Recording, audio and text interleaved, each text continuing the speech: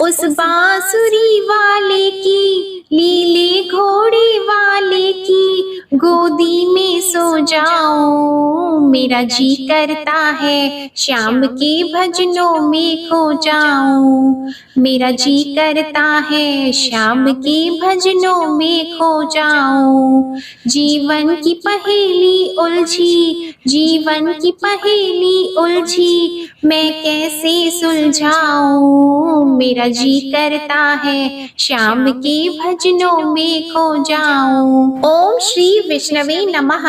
मैं हूँ वामिका और आप सभी का हमारे चैनल आध्यात्मिक सागर में हार्दिक अभिनंदन है। आज आप सुनेंगे कार्तिक मास महात्म्य का अध्याय 20। इसी के साथ आप सुनेंगे भगवत गीता का पाठ, विष्णु चालीसा का पाठ, तुलसी माता की कथा और तुलसी माता की आरती। पृथु बोले, कृष्णा वेणी के तट से शिव और विष्णु के गणों ने वैश्य के शरीर से कलहा को निकाल दिया और उसको बचा दिया। ये उन नदियों के प्रभाव से हुआ या उस क्षेत्र की महिमा के कारण? हे धर्मज्ञ, इसमें हमको बड़ा संदेह है, आप इसे दूर करो। तब नारद जी बोले, कृष्णा साक्षात कृष्ण का शरीर है और वेणी शिव जी का स्वरूप है। इनके प्रभाव को चतुर्भुज ब्रह्मा भी नहीं कह सकते, तो भी उनकी उत्पत्ति को मैं तुमसे कहता हूँ, आप उसे ध्यान पूर्वक सुने। पहले चाक्षुषा मनवंतर में ब्रह्मा जी ने रमणीक सह्यादि के शिखर पर यज्ञ करना चाहा था। यज्ञ की सामग्री इकट्ठी करके देवगणों के साथ वह विष्णु और महादेव को संग लेकर जब शिखर पर जा पहुँचे, ब्रह्मदेव मुहूर्त में भृगु आदि ने उनकी दीक्षा विधान के लिए प्रीति पूर्वक समाज की और उनकी स्वरा नाम की पत्नी को बुलाया, लेकिन उसने वहां आने से विलंब कर दिया। तब भृगु विष्णु से बोले, हे विष्णु, आपके बुलाने पर भी वह अभी तक नहीं आई। मुहूर्त बीता जा रहा है, अब दीक्षा विधि कैसे होगी? तब श्री कृष्ण बोले, जो स्वरा शीघ्र नहीं आ रही है, तो यहाँ गायत्री को बिठाकर दीक्षा विधान को करिए। क्या इस पवित्र कार्य के लिए वह पत्नी होते हुए भी योग्य नहीं है? नारद जी बोले, रुद्र ने विष्णु के वचन को मान लिया और गायत्री को ब्रह्मा के दक्षिण भाग में बैठाकर दीक्षा विधि प्रारंभ करा दी। जितनी देर में मुनीश्वरों ने दीक्षा विधि पूरी की, इतने समय में यज्ञ स्थल पर स्वरा आ गई और गायत्री को ब्रह्मा के संग दीक्षा की हुई देखकर सौत पने के ईर्ष्या भाव से क्रोधित होकर वह बोली कि जहाँ अपूज्यों का पूजन होता है, जो पूज्यों का पूजन नहीं होता, वहाँ दुर्भिक्ष, मरण और भव्य, ये 3 फल होते हैं। और दक्षिण भाग में जो वह मेरे आसन पर बैठी है, वह अदृश्य और गुप्त रूप वाणी नदी होगी। और हे कृष्ण, मेरे आसन पर मुझसे छोटी को तुमने बैठा दिया, जो तुम भी जड़ होकर नदी हो जाओगे। उसके ऐसे शापों को सुनकर क्रोध के मारे कांपते हुए होठों से देवताओं के रोकने पर भी गायत्री बोली, ब्रह्मा जी, तेरी भांति मेरे भी पति हैं। तूने मुझे वृथा ही शाप दिया है, इससे तू भी नदी हो जाएगी। नारद जी बोले, इसी बीच विष्णु और सब देवता हाहाकार कर दंडवत करके स्वरा से प्रार्थना करने लगे, हे देवी, अब जो हम ब्रह्मा आदि सब देवों को तुमने शाप दिया है, जिससे हम सब जड़भूत नदी बन जाएंगे, तो ये तीनों लोक नष्ट हो जाएंगे। ये शाप तुमने बिना विचारे ही दे दिया है, अतः इन्हें वापस लौटाना चाहिए। तब स्वरा बोली, हे देवताओं, तुमने यज्ञ के प्रारंभ में गणेश जी का पूजन नहीं किया था, इससे मेरे क्रोध से ये विघ्न निसंदेह पैदा हुआ है। मेरा यह वचन निश्चय है, झूठा नहीं है। इससे अपने अंशों से जड़भूत होकर तुम सब नदी हो जाओगे और हम दोनों सौत भी अपने अंशों से नदियां बनकर पश्चिम की तरह बहेंगी। नारद जी बोले, स्वरा के ऐसे वचनों को सुनकर ब्रह्मा, विष्णु और शिव ये सब जड़ भूत होकर अपने अपने अंश से नदी हो गए। वहीं विष्णु कृष्णा नदी, शिव वेणी और ब्रह्मा ककुद्री नदी हुए। अन्य देवता भी अपने अपने अंशों को जड़ करके सहचल के शिखरों से नदी होकर अलग अलग बहने लगे। पूर्व वाहिनी नदियां देवताओं से और पश्चिम वाहिनी हजारों नदियां देवताओं से तथा पश्चिम वाहिनी हजारों नदियां उनकी स्त्रियों के अंशों से उत्पन्न हुई। गायत्री और स्वरा पश्चिमी वाहिनी नदियां सावित्री नाम से प्रसिद्ध हुईं। ब्रह्मा जी ने उस यज्ञ में विष्णु और शिव इन दोनों की स्थापना की, जो महाबल और अतिबल नामक देवता हुए। कृष्णा और वेणी के उपाख्यान को जो भी मनुष्य सुनेगा या सुनाएगा, उसको उनके दर्शन और तीर्थ स्थान का फल प्राप्त होगा। जय श्री कृष्णा। अब आप सुनिए भगवत गीता का यह अध्याय। भगवान श्री कृष्ण चंद्र अर्जुन से बोले, हे महाबाहो, फिर भी मेरे परम रहस्य और प्रभाव युक्त वचन श्रवण कर, जो कि मैं तुझे अतिशय प्रेम से रखने वाले के लिए हित की इच्छा से कहूँगा। हे अर्जुन, मेरी उत्पत्ति को अर्थात विभूति सहित लीला से प्रकट होने को न देवता जानते हैं और न महर्षि जन, क्योंकि मैं सब प्रकार से देवताओं का और महर्षियों का भी आदि कारण हूँ, जो मेरे को अजन्मा अर्थात वास्तव में जन्म रहित और अनादि तथा लोकों का महान ईश्वर तत्व से जानता है, वह मनुष्यों में ज्ञानवान पुरुष संपूर्ण पापों से मुक्त हो जाता है। हे अर्जुन, निश्चय करने की शक्ति एवं तत्व ज्ञान और अमूढ़ता, क्षमा, सत्य तथा इंद्रियों का वश में करना और मन का निग्रह तथा सुख दुख उत्पत्ति और प्रलय एवं भय और अभय भी तथा अहिंसा, समता, संतोष, तप, दान, कीर्ति और अपकीर्ति, ऐसे यह प्राणियों के नाना प्रकार के भाव मेरे से ही होते हैं।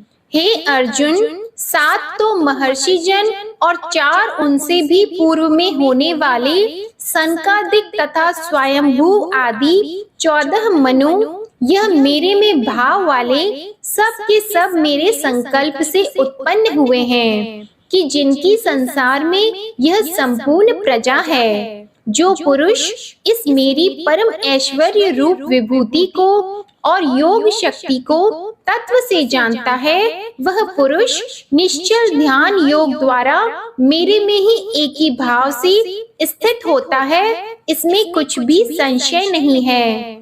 मैं वासुदेव ही संपूर्ण जगत की उत्पत्ति का कारण हूँ और मेरे से ही सब जगत चेष्टा करता है। इस प्रकार तत्व से समझकर श्रद्धा और भक्ति से युक्त हुए बुद्धिमान भक्त जन मुझ परमेश्वर को ही निरंतर भजते हैं। वे निरंतर मेरे में मन लगाने वाले और मेरे में ही प्राणों को अर्पण करने वाले भक्त जन सदा ही मेरी भक्ति की चर्चा के द्वारा आपस में मेरे प्रभाव को जानते हुए तथा गुण और प्रभाव सहित मेरा कथन करते हुए ही संतुष्ट होते हैं और मुझ वासुदेव में ही निरंतर रमण करते हैं। उन निरंतर मेरे ध्यान में लगे हुए और प्रेम पूर्वक भजने वाले भक्तों को मैं वह तत्व ज्ञान रूप योग देता हूँ, कि जिसे वे मेरे को ही प्राप्त होते हैं। हे अर्जुन, उनके ऊपर अनुग्रह करने के लिए ही मैं स्वयं उनके अंतःकरण में एक ही भाव से स्थित हुआ अज्ञान से उत्पन्न हुए अंधकार को प्रकाशमय तत्व ज्ञान रूप दीपक द्वारा नष्ट करता हूँ। इस प्रकार भगवान के वचनों को सुनकर अर्जुन बोले, हे भगवान, आप परम ब्रह्मा और परम धाम एवं परम पवित्र हैं, क्योंकि आपको सब ऋषिजन सनातन दिव्य पुरुष एवं देवों का भी आदिदेव, अजन्मा और सर्वव्यापी कहते हैं। वैसे ही देवर्षि नारद तथा असित और देवल ऋषि तथा महर्षि व्यास और स्वयं आप भी मेरे प्रति कहते हैं। हे केशव, जो कुछ भी मेरे प्रति आप कहते हैं, इस समस्त को मैं सत्य मानता हूँ। हे भगवान, आपके लीलामय स्वरूप को न दानव जानते हैं और न देवता। हे भूतों को उत्पन्न करने वाले, हे भूतों के ईश्वर, हे जगत के स्वामी, हे पुरुषोत्तम, आप ही उन सभी दिव्य विभूतियों को संपूर्णता से कहने के लिए योग्य हैं कि जिन विभूतियों के द्वारा इन सब लोकों को व्याप्त करके स्थित हैं। हे योगेश्वर, मैं किस प्रकार निरंतर चिंतन करता हुआ आपको जानूं, और हे भगवान, आप किन किन भावों में मेरे द्वारा चिंतन करने योग्य हैं। हे जनार्दन, अपनी योग शक्ति को और परम ऐश्वर्य रूप विभूति को फिर भी विस्तार पूर्वक कहिए, क्योंकि आपके अमृतमय वचनों को सुनते हुए मेरी तृप्ति नहीं होती है, अर्थात सुनने की उत्कंठा बनी ही रहती है। इस प्रकार अर्जुन के पूछने पर श्री कृष्ण भगवान बोले, हे कुरुश्रेष्ठ, अब मैं तेरे लिए अपनी दिव्य विभूतियों को प्रधानता से कहूँगा, क्योंकि मेरे विस्तार का अंत नहीं है। हे अर्जुन, मैं सब भूतों के हृदय में स्थित सबका आत्मा हूँ तथा सबको संपूर्ण भूतों का आदि, मध्य और अंत भी मैं ही हूँ। हे अर्जुन, मैं अदिति के 12 पुत्रों में विष्णु अर्थात वामन अवतार और ज्योतियों में किरणों वाला सूर्य हूँ, और मैं 49 वायु के देवताओं में मरीचि नामक वायु देवता और नक्षत्रों में नक्षत्रों का अधिपति चंद्रमा हूँ। मैं वेदों में सामवेद हूँ, देवों में इंद्र हूँ और इंद्रियों में मन हूँ। भूतवाणियों में चेतना अर्थात ज्ञान शक्ति हूँ। मैं 11 रुद्रों में शंकर हूँ और यक्ष तथा राक्षसों में धन का स्वामी कुबेर हूँ। और मैं 8 वसुओं में अग्नि हूँ तथा शिखर वाले पर्वतों में सुमेरु पर्वत हूँ। पुरोहितों में मुख्य अर्थात देवताओं का पुरोहित बृहस्पति मेरे को जान, तथा हे पार्थ, मैं सेनापतियों में स्वामी कार्तिक और जलाशयों में समुद्र हूँ। हे अर्जुन, मैं महर्षियों में भृगु और वचनों में एक अक्षर अर्थात ओमकार हूँ, तथा सब प्रकार के यज्ञों में जप यज्ञ और स्थिर रहने वालों में हिमालय पहाड़ हूँ। सब वृक्षों में पीपल का वृक्ष और देव ऋषियों में नारद मुनि तथा गंधर्वों में चित्ररथ और सिद्धों में कपिल मुनि हूँ। हे अर्जुन, तू घोड़ों में अमृत से उत्पन्न होने वाला उच्चैः श्रवा नामक घोड़ा और हाथियों में ऐरावत नाम हाथी तथा मनुष्यों में राजा मेरे को ही जान। हे अर्जुन, मैं शस्त्रों में वज्र और गौओं में कामधेनु हूँ और शास्त्रों उक्ति रीति से संतान की उत्पत्ति का हेतु कामदेव हूँ। सर्पों में सर्पराज वासुकी हूँ। मैं नागों में शेष नाग और जलचरों में उनका अधिपति वरुण देवता हूँ। और पितरों में आर्यमान नामक पितरेश्वर तथा शासन करने वालों में मैं यमराज हूँ। हे अर्जुन, मैं दैत्यों में प्रहलाद और गिनती करने वालों में समय हूँ। और पशुओं में मृगराज सिंह और पक्षियों में गरुड़ मैं हूँ। मैं पवित्र करने वालों में वायु और शस्त्रधारियों में राम हूँ, तथा मछलियों में मगरमच्छ हूँ और नदियों में श्री भागीरथी गंगा हूँ। हे अर्जुन, सृष्टियों का आदि अंत और मध्य भी मैं ही हूँ, तथा मैं विद्याओं में अध्यात्म विद्या अर्थात ब्रह्मा विद्या एवं परस्पर में विवाद करने वालों में तत्व निर्णय के लिए किया जाने वाला वाद हूँ। मैं अक्षरों में ओंकार और समासों में द्वंद्व नामक समास हूँ, तथा अक्षर काल अर्थात काल का भी महाकाल और विराट स्वरूप स्वरूप सबका धारण पोषण करने वाला भी मैं ही हूँ। हे अर्जुन, मैं सबका नाश करने वाला मृत्यु और आगे होने वालों में उत्पत्ति का कारण हूँ तथा स्त्रियों में कीर्ति, श्री, वाक, स्मृति, मेधा, धृति और क्षमा हूँ तथा मैं गायन करने योग्य श्रुतियों में बृहस्ताम और छंदों में गायत्री छंद तथा महीनों में मार्गशीर्ष का महीना और ऋतुओं में वसंत ऋतु मैं हूँ। हे अर्जुन, मैं छल करने वालों में जुआ और प्रभावशाली पुरुषों का प्रभाव हूँ तथा मैं जीतने वालों की विजय हूँ और निश्चय करने वालों का निश्चय एवं सात्विक पुरुषों का सात्विक भाव हूँ। वृष्णि वंशियों में वासुदेव अर्थात मैं स्वयं तुम्हारा सखा और पांडवों में धनंजय अर्थात तू एवं मुनियों में वेद व्यास और कवियों में शुक्राचार्य कवि भी मैं ही हूँ और दमन करने वालों का दंड अर्थात दमन करने की शक्ति हूँ। जीतने की इच्छा वालों की नीति हूँ और गोपनीयों में अर्थात गुप्त रखने योग्य भावों में मौन हूँ तथा ज्ञानवानों का तत्व ज्ञान मैं ही हूँ। और हे अर्जुन, जो सब भूतों की उत्पत्ति का कारण है वह भी मैं ही हूँ, क्योंकि ऐसा वह चर और अचर कोई भी भूत नहीं है जो मेरे से रहित हो, इसलिए सब कुछ मेरा ही स्वरूप है। हे परंतप, मेरी दिव्य विभूतियों का अंत नहीं है। यह तो मैंने अपनी विभूतियों का विस्तार तेरे लिए एक देश से अर्थात संक्षेप से कहा है। इसलिए हे अर्जुन, जो भी विभूति युक्त अर्थात ऐश्वर्य युक्त एवं कांति युक्त और शक्ति युक्त वस्तु है, उसको तू मेरे तेज के अंश से ही उत्पन्न हुआ जान।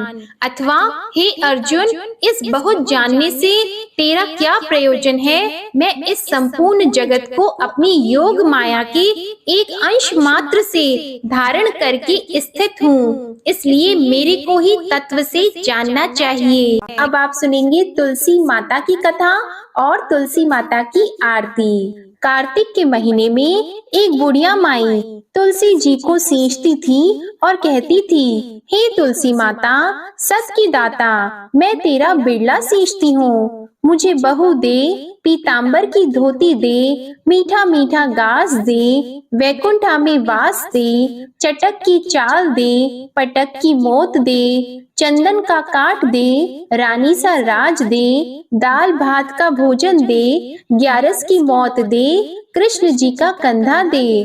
तब तुलसी माता यह सुनकर सूखने लगी तो भगवान ने पूछा, हे तुलसी, तुम क्यों सूख रही हो? तो तुलसी माता ने कहा कि एक बुढ़िया रोज आती है और यही बात कह जाती है, मैं सब बात तो पूरा कर दूंगी, लेकिन भगवान कृष्ण का कंधा कहाँ से लाऊंगी? तो भगवान बोले, जब वो मरेगी तो मैं अपने आप कंधा दे आऊंगा, तू बुढ़िया माई से कह देना। जब बुढ़िया माई मर गई, सब लोग आ गए। जब माई को ले जाने लगे तो वह किसी से नहीं उठी। तो भगवान श्री कृष्ण एक बार 12 बरस के बालक का रूप धारण करके आए और बालक ने कहा, मैं कान में एक बात कहूँगा तो बुढ़िया माई उठ जाएगी। बालक ने बुढ़िया माई के कान में कहा, बुढ़िया माई, मन की निकाल ले, पीतांबर की धोती ले, मीठा मीठा घास ले, वैकुंठा में वास ले, चटक की चाल ले, पटक की मौत ले, कृष्ण जी का कंधा ले।